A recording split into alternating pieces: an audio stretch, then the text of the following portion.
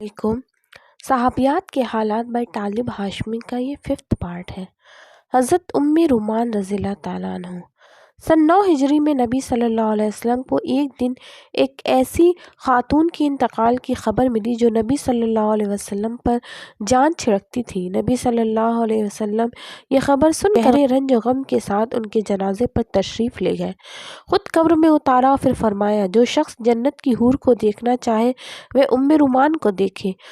یہ رومان جن کو نبی صلی اللہ علیہ وسلم نے جنت کی حور کہا، حضرت ابوبکر کی بیوی، نبی صلی اللہ علیہ وسلم کی ساس اور المومنین حضرت عائشہ کی ماں تھی۔ حضرت رومان رضی اللہ عنہ بڑے اونچے درجے کی صحابیہ تھی۔ ان کا تعلق کنانہ قبیلے کے فراس خاندان سے تھا۔ سیرت نگاروں میں سے کسی نے ان کا اصلی نام نہیں لکھا، وہ اپنی کنیت رومان سے ہی مشہور ہیں۔ نسب کا سلسلہ یہ ہے کہ رومان بنت عامر بنت اویمر بن عبد شمس بن عتاب بن ازینہ بن سبع بن وہمان بن حارث بن غن بن مالک بن کنانہ۔ حضرت رومان کی پہلی شادی جاہلیت کے زمانے میں عبداللہ بن حارث بن سخبرہ سے ہوئی اور وہ انہی کے ساتھ مکہ آ کر بس گئی۔ عبداللہ سے ان کا ایک بیٹا پیدا ہوا جس کا نام طفیل رکھا گیا۔ کچھ مدت کے بعد عبداللہ بن حارث کا انتقال ہو گیا اور رومان بے سہارا ہو گئی۔ چونکہ عبداللہ ابوبکر کے ساتھی بن گئے تھے، اس لیے ان کے انتقال کے کچھ مہینے کے بعد حضرت ابوبکر نے رومان سے خود نکاح کر لیا۔ حضرت ابوبکر سے رومان کے ہاں ایک بیٹی حضرت عائشہ اور ایک بیٹا حضرت عبد الرحمن پیدا ہوئے۔ یہ دونوں اسلامی تاریخ کی روشن ہستیاں۔ حضرت محمد صلی اللہ علیہ وسلم نے نبوت کے بعد جب لوگوں کا اسلام پہنچانے کا کام شروع کیا تو حضرت ابوبکر ان 4 بلند مرتبہ ہستیوں میں سے ایک تھے جنہوں نے سب سے پہلے بڑھ کر توحید کے پرچم کو تھام لیا۔ حضرت رومان رضی اللہ تعالیٰ عنہ حضرت ابوبکر کی اسلام قبول کرنے کی خبر ملی تو انہوں نے بنا کسی جھجک کے فوراً اسلام قبول کر لیا تھا اور سابقون الاولون میں شامل ہو گئی۔ ہجرت کے سفر میں حضرت ابوبکر کو نبی صلی اللہ علیہ وسلم کے ساتھ دینے کی خوش نصیبی حاصل ہوئی۔ مکہ سے چلتے وقت انہوں نے نبی صلی اللہ علیہ وسلم کی پیروی کرتے ہوئے اپنے بال بچوں کو اللہ کے بھروسے پر دشمنوں کے بیچ چھوڑ دیا۔ جب مدینہ پہنچ کر کچھ اطمینان ہوا تو نبی صلی اللہ علیہ وسلم زید بن حارثہ اور حضرت ابو رافع کو اپنے گھر والوں کو لانے کے لیے مکہ بھیجا۔ حضرت ابوبکر نے ان کے ساتھ عبداللہ بن اریکت کو اپنے بیٹے عبداللہ کے نام خط دے کر بھیجا کہ وہ بھی رومان، اسماء اور عائشہ کو اپنے ساتھ مدینہ لے آئے۔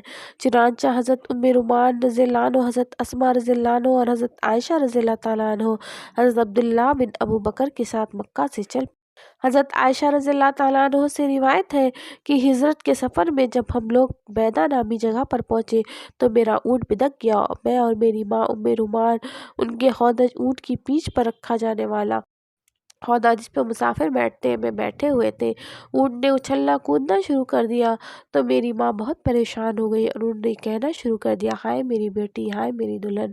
اللہ نے مہربانی کی، اونٹ پکڑا گیا اور ہم لوگ خیریت سے مدینہ پہنچ گئے۔ مدینہ میں حضرت ابوبکر کے گھر والے بنو حارث بن خزرج کے محلے میں ٹھہرے جہاں حضرت ابوبکر نے ایک مکان پہلے سے ہی لے رکھا تھا۔ سن 6 ہجری میں افک کا افسوسناک واقعہ پیش آیا جس میں مدینہ کے منافقوں نے سازش سے حضرت عائشہ پر تہمت لگایا تھا۔ حالات کچھ ایسے تھے کہ نبی صلی اللہ علیہ وسلم بھی رنجیدہ ہو گئے۔ حضرت عائشہ کے لیے نبی صلی اللہ علیہ وسلم کا دکھ قیامت سے کم نہ تھا۔ دکھیا بیٹی کا سہارا ماں کا آنچل ہی ہوتا ہے۔ حضرت عائشہ نبی صلی اللہ علیہ وسلم سے اجازت لے کر اپنے ماں باپ کے گھر پہنچی۔ یہ ایک 2 منزلہ مکان تھا۔ حضرت ابوبکر اوپر کی منزل میں تھے اور حضرت رومان نیچی منزل میں بیٹھی تھی۔ بیٹی کو اس حالت میں دیکھ کر پوچھا، میری بچی خیر تو ہے، کیسے آئی؟ حضرت عائشہ نے ساری بات سنائی۔ حضرت رومان رضی اللہ عنہ ماں تھی، دکھ تو انہیں بھی بہت ہوا لیکن حضرت عائشہ کا دل رکھنے کو کہا، بیٹی گھبراؤ نہیں، جو عورت شوہر کی پیاری ہوتی ہے اسے شوہر کی نظروں میں گرانے کے لیے ایسی باتیں بنائی جاتی ہیں۔ حضرت عائشہ کا دل غم سے بوجھل تھا، انہیں ماں کے جواب سے تسلی نہیں ہوئی اور رنج و غم کے بوجھ سے وہ پھوٹ پھوٹ کر رو پڑی۔ حضرت ابوبکر اپنی بیٹی کا رونا سن کر اوپری منزل سے نیچے اترے، ساری بات سنی، نرم دل تو تھے، یہ خود بھی رونے لگے۔ جب ذرا چین آیا تو حضرت عائشہ سے کہا، بیٹی تم اپنے گھر جاؤ، ہم ابھی آتے ہیں۔ جب وہ چلی گئی تو حضرت ابوبکر رومان کے ساتھ حضرت عائشہ کے گھر پہنچے۔ المومنین کو رنج و غم کی شدت سے بخار آ گیا تھا۔ حضرت رومان نے انہیں اپنی گود میں لٹا لیا۔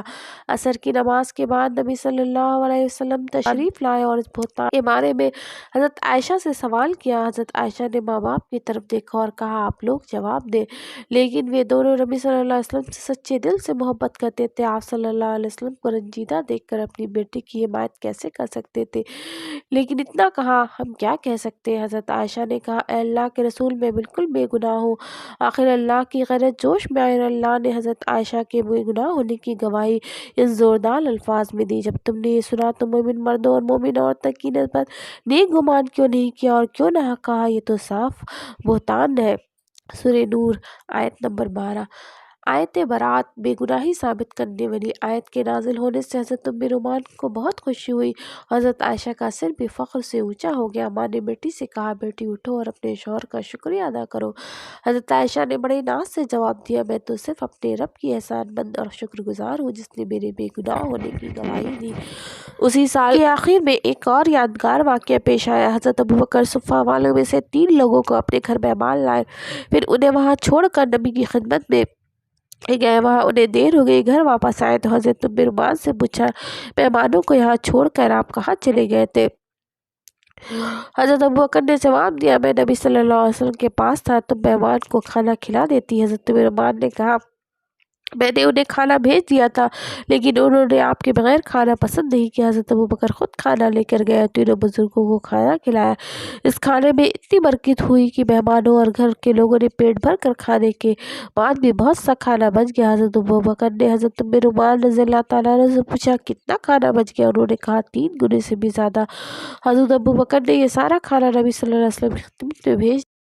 حضرت ام رومان کا انتقال کب ہوا اس بارے میں سیرت نگاروں میں اختلاف ہے۔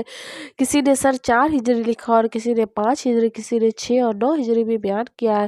حافظ ابن حجر نے دلیلوں سے ثابت کیا ہے کہ حضرت ام رومان کا انتقال سن 9 ہجری سے پہلے نہیں ہوا۔